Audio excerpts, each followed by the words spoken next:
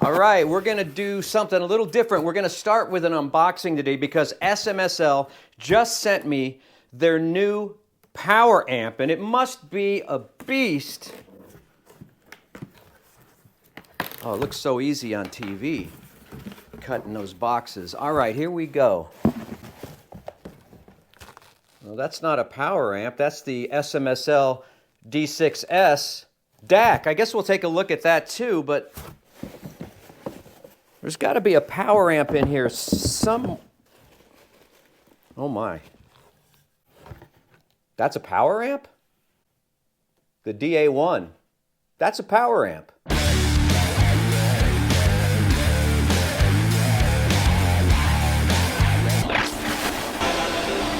Hi, I'm Bob, and you are in the United States of Analog. And if you're new here, welcome. Please like, subscribe, hit the notification bells, do all that so you can get notified, because we like to have fun with hi-fi. We don't take it too seriously. And once again, we find ourselves in the fun-fi category.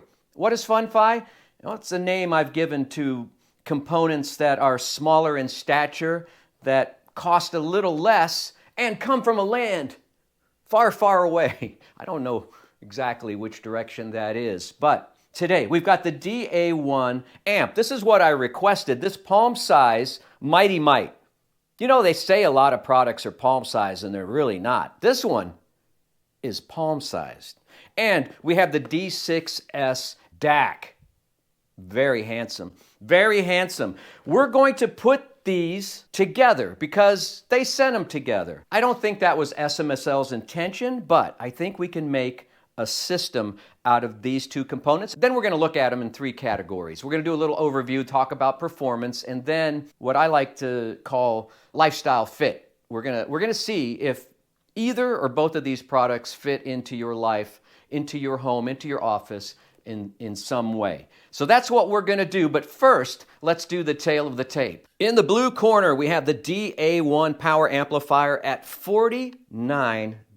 65 watts per channel into 4. Into 8, it's anyone's guess. I'm just going to say 25 to 30 at $49. I'm not going to be too concerned. It's got a TI-3118 amp chip from the good old US of A. It weighs in at 1/2 pound. It's 4 inches by 4 inches by like 1.25 inches tall. It's got a 19-volt separate power supply. In the red corner, we have the D-6s MQA DAC from SMSL at $199. It's MQA ready, streaming and CD. It's got the Sabre ES9039Q2M released earlier this year. It's got 4, as they call them, high-end op amps, and I have no reason to doubt them. Why would they lie? It's got 5.1 Bluetooth and a single antenna. It's a very smart-looking unit, as I mentioned. It's got balanced inputs and a full array of digital inputs. So that's the overview. Like I said, I wanted to put a little system together with these two units because they're in-house at the same time. So I took them upstairs. I used my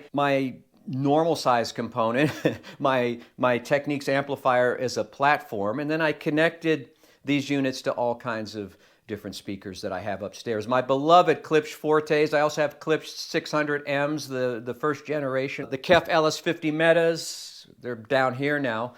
And also the Sony SSCS5. So this DA-1 did a reasonably good job driving all of those. I had the best success with the Klipsch Fortes. That was more of a pleasure to listen to. But I think my experiment went pretty well. I don't know how something this small works. I really don't, but it does. It drove all of those speakers with some degree of satisfaction.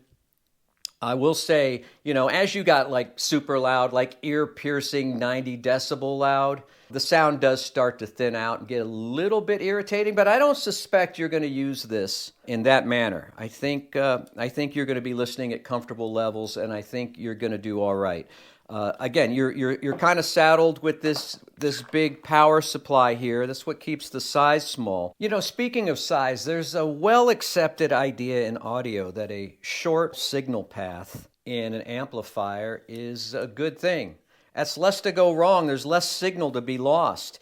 If that is true, and I believe it to be true, I don't know how you get a shorter signal path than an amplifier that's 4 inches by 4 inches. And that actually includes the length of the terminals here. I guess there are some real advantages to having an amplifier this small. But I don't think it's something that's going to be for everyone's taste or everyday use, but we'll talk about that. So if $49 is all you have to spend, this is a good deal, because this is what $49 got you back in the day, a couple decades ago, a Class T amp made out of plastic. There were brands like Sonic Impact, LaPie, and other brands that you could get on places like Parts Express, and that was kind of the small amplifier market a decade or two ago. Other than that, the knob feel is okay. You've got this on-off button here, and there is pop reduction circuitry in here that supposedly keeps this thing from clicking and popping in your speakers when you turn it on and off. And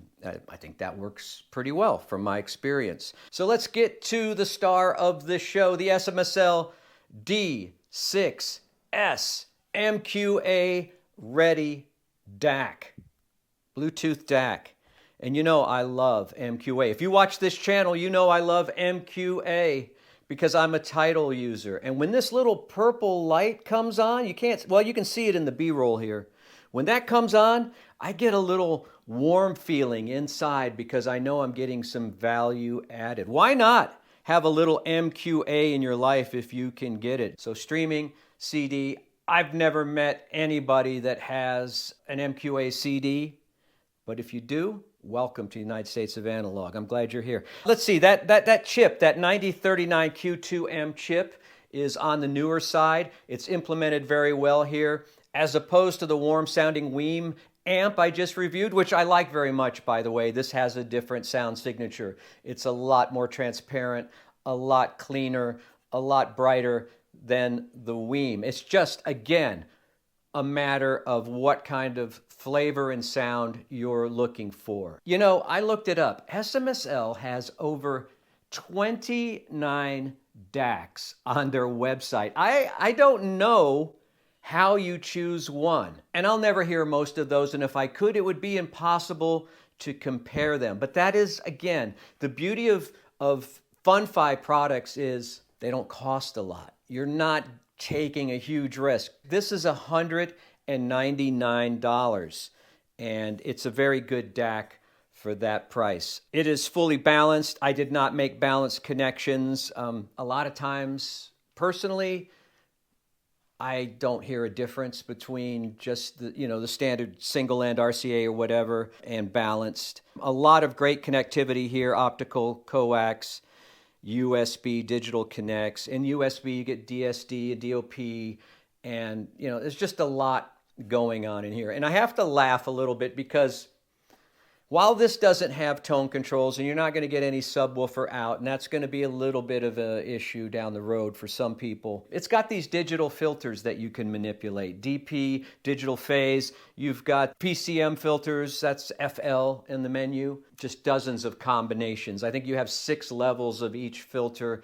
Again, when we start talking about digital clocks and jitter and all that stuff, I get a little loopy. I don't have an engineer kind of brain. I have a creative brain. I don't have a scientific brain. But I will say that when I was listening to one of my test tracks, Dire Straits, You and Your Friend, I could have sworn that setting the DP to 4 and the FL to 3 gave me the best sound. Now here's the funny thing about that. If I was in a court of law in front of a judge under oath, I could not explain why that sounded better. So that's just to say that there are a lot of options in here. If you know how to manipulate those kind of filters and use them to your advantage, go ahead. They're in here. For me, most of the time, I'm going to set it at 1 and at 1 and let her rip. Some of the other test tracks I used were Private Investigations by Dire Straits. I love that track. There's a part toward the end of that track. You'll hear some footsteps, and then you'll hear Mark Knopfler's guitar sound like a cat screeching. And then, in the distance, just at about 11 o'clock in the soundstage, you'll hear a glass bottle break on the pavement. It's way, way in the background. I heard it. It's here. Also, I used Muddy Waters Folk Singer, an amazing album. If you're wanting to audition the air in the space, the sound between the sound, the air of the recording studio, the air of the room, I heard it. It's here. That's a great record to use. Led Zeppelin, When the Levee Breaks. I thought I'd get a little rock in there, a little harder rock. Man, those snare drum hits sounded great and the cymbals were great. It's right on the edge. It's right on the cusp of being a little crispy, especially at high volume. And again, I don't know where, this ends and the amp begins when it comes to that. But if you keep your levels at a reasonable volume, I think you're going to do very well with this little makeshift system that I put together. Then I found this really cool track. It's called Zulu Voodoo. I saw it on a Reddit or something. And I tell you what, it's like an amusement park for your system. If you want to get into some kind of African beat, techno with just crazy 3D sound and depth and space and all that. I'd never heard this track before. This DAC and this amp handled it very well and generated a lot of excitement between the two speakers and actually beyond. So I recommend that track for you. I think you'll have fun with it. So when it comes to performance here, great separation. Super impressed with the separation. Super impressed with the center image. The clarity of the sound. The detail in voices that I was able to hear. I listen to a lot of artists like Dylan and Springsteen and Knopfler who don't have classically great voices, like American Idol type of voices. They don't have that. But what they do have is like this raspy character that I love. And with this DAC, I was getting all of that texture, all that vocal texture from those artists. Listening to like Bob Dylan's I Contain Multitudes. Great track, great vocal. It's the older Dylan. He's a little raspier. He's a little grumpier. So I was getting all that texture, all that detail in the voice, and I love that. We all have different musical styles we enjoy. I enjoy what I enjoy. You enjoy what you enjoy. But I got a lot of benefits using this. Again, I don't know how you pick one DAC out of 29. I guess it's just trial and error. This is a great value, $199, $49. Is it as good as the Weem amp, which is an all-in-one solution with a streamer? That's for you to decide. Is it as good as the AL200, which I reviewed, which is a DAC amp? Well, you would still have to add a streamer. So you're within $50 either direction of the Weem amp. It's up to you whether you want separate components or how you want to build your system. So Fit Lifestyle, who's this stuff for? The DAC? Well, it's pretty much for everyone. A lot of great features, a good value, good look, and why not?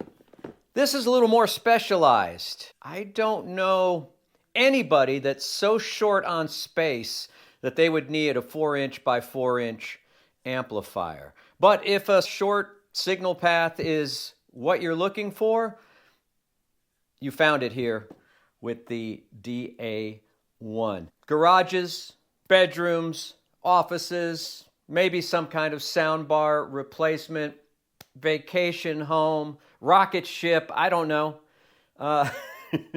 Use it where you can. I think what's important here is that I'm learning that SMSL is a very good brand.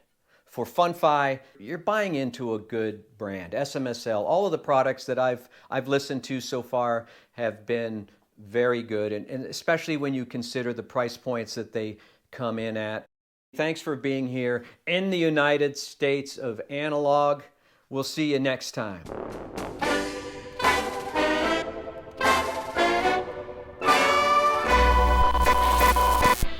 Oh, you know what? I forgot that line that I had about how picking DACs is like picking wallpaper. You ever try to pick out wallpaper?